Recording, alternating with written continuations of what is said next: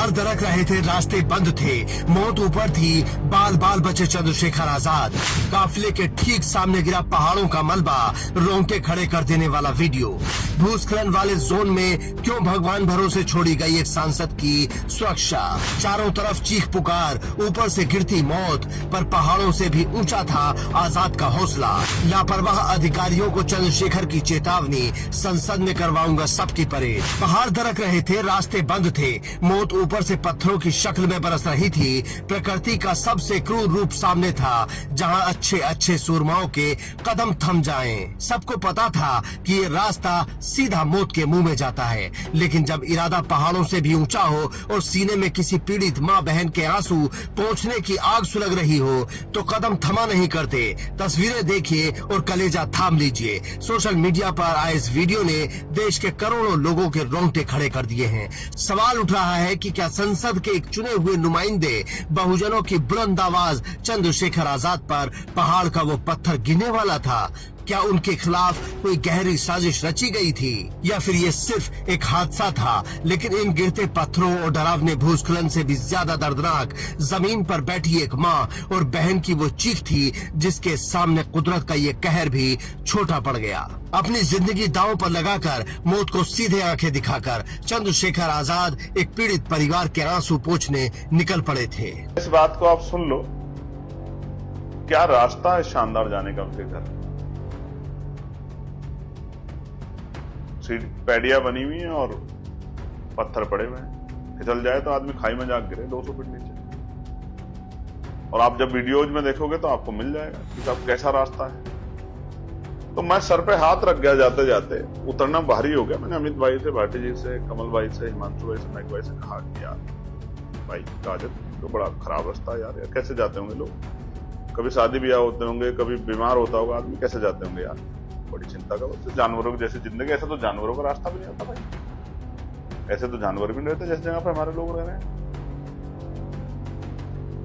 रास्ता था उत्तराखंड के टिहरी का। मौसम विभाग का रेड अलर्ट था। पहाड़ ताश के पत्तों की तरह ढह रहे थे, रास्ते बंद हो चुके थे, गाड़ियां आगे नहीं जा सकती थी, प्रशासन ने हाथ खड़े कर दिए थे।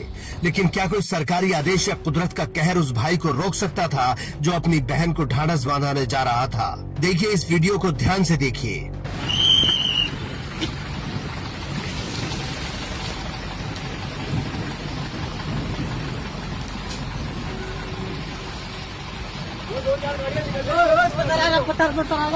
पत्थर आ गया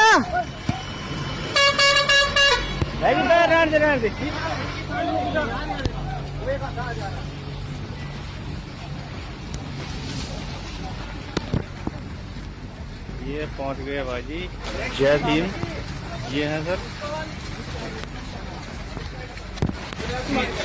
ऊपर से भारी भरकम पत्थर नीचे गिर रहे हैं। एक पल की भी चूक और सब कुछ खत्म हो सकता था। ऐसा लगा मानो मौत ठीक सामने खड़ी थी। सोशल मीडिया पर लोग पूछ रहे हैं कि क्या कोई साजिश थी? क्यों एक सांसद को ऐसी परिस्थितियों में पैदल चलने पर मजबूर होना पड़ा? लेकिन चंद्रशेखर आजाद का इरादा इन पहाड़ों से भी कहीं ज्यादा मजबूत और ऊंचा था। वो गिरे हुए पत्थरों को लांघते हुए, घुटने पर पानी और कीचड़ को चीरते हुए, मूसलाधार बारिश में पूरी तरह भीगते हुए आगे बढ़ते रहे। देश को आज ये वीडियो देखना चाहिए कि कैसे एक जन नेता एसी कमरों की राजनीति छोड़कर जमीन पर जनता का दर्द बांटने के लिए अपनी जिंदगी को दांव पर लगा देता है। हैरानी की बात तो देखिए, जहां पहाड़ों के मलबे को हटाने के लिए पुलिस और प्रशासन को मुस्तैद होना चाहिए था, वहां पुलिस की पूरी ताकत चंद्रशेखर आजाद को रोकने में लगा दी गई।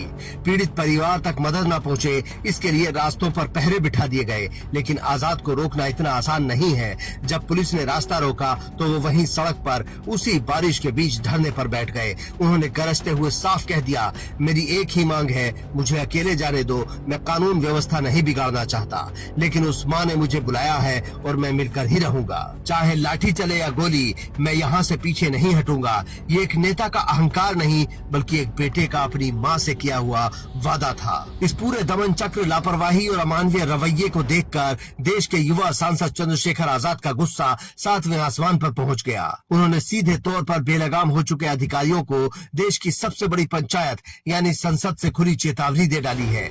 सांसद के प्रोटोकॉल के साथ खिलवाड़, हुए अत्याचार, लापरवाही और अमानवीय रवैये को लेकर चंद्रशेखर आजाद का गुस्सा 7वें आसमान पर पहुंच गया। उन्होंने सीधे तौर पर बेलगाम हो चुके अधिकारियों को देश की सबसे बड़ी पंचायत यानी संसद से परेड कराने की खुली चेतावनी दे डाली। मुझे जाने दो कल आप, और ना लगवाए ना तो मेरा नाम चंद्रशेखर नहीं, मैं दम खा के बैठा परसों का। मैं प्रिविलेज कमेटी में दूंगा ये आप सब लोगों के नाम की। आप किस तरह वहां खड़े होकर सांसद को जलील कर रहे सड़क पर बारिश में। अब देखना अगर मैंने ना आपको वहां बुलवाया पार्लियामेंट में, वो हमारी वो है, वो जैसे आपने दफ्तर में बैठ जाता मालिक बन के, तो वो हमारी वो है, वो पार्लियामेंट है वो। ठीक है, मैं आप लोगों को बुला खड़ा करूंगा वहां सबको।